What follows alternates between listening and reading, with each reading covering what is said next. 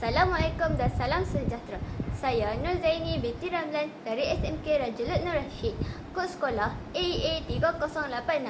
Bicara buku saya pada kali ini bertajuk Rahsia Keajaiban Solat Subuh, hasil karya Al-Hanbali dan diterbitkan oleh Pustaka Ilmuwan. Rakan-rakan pembaca budiman, buku ini mengupas tentang kelebihan dan keajaiban solat subuh dalam kehidupan seseorang Muslim. Penulis menjelaskan bahawa solat subuh bukan sahaja satu kewajipan, tetapi juga amalan yang mampu membentuk disiplin diri, memberikan ketenangan jiwa dan membawa kejayaan dalam kehidupan harian.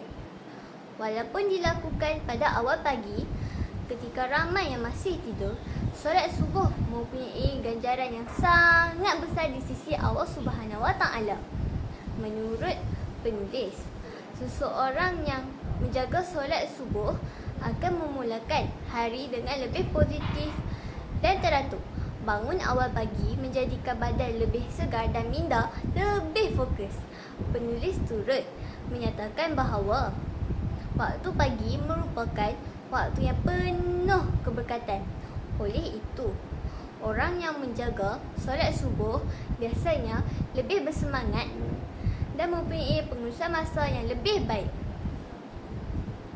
Selain itu, buku ini turut memaparkan kisah individu yang berubah menjadi lebih baik selepas istiqamah menjaga solat subuh. Ada yang dahulunya malas belajar dan sering bangun lewat, tetapi selepas menjaga solat subuh, mereka menjadi lebih rajin dan berjaya dalam pelajaran. Kisah-kisah seperti ini memberi inspirasi kepada pembaca untuk berubah ke arah yang lebih baik. Hadirin sekalian, daripada pembacaan buku ini, saya memperoleh banyak pengajaran. Antaranya, kita mestilah menjaga solat kerana solat ialah tiang agama. Selain itu, kita perlu belajar menghargai masa dan mengamalkan disiplin dalam kehidupan seharian. Buku ini juga mengajar bahawa perubahan yang besar bermula daripada amalan yang kecil dilakukan secara istiqamah.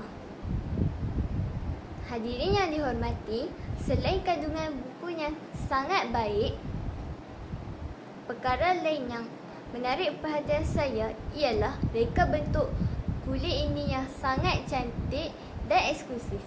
Ilustrasi masjid, bunga-bungaan dan warna lembut pada kulit buku menjadikan buku ini nampak tenang dan menarik untuk dibaca. Selain itu, harga buku ini juga berpatutan dan sesuai dimiliki oleh pelajar sekolah. Saya amat mengesyorkan buku ini kepada rakan-rakan kerana kandungannya sangat bermanfaat dan memberi motivasi kepada pembaca. Buku ini bukan sahaja menambahkan ilmu agama, malah menjadikan kita insan yang lebih berdisiplin dan bertanggungjawab.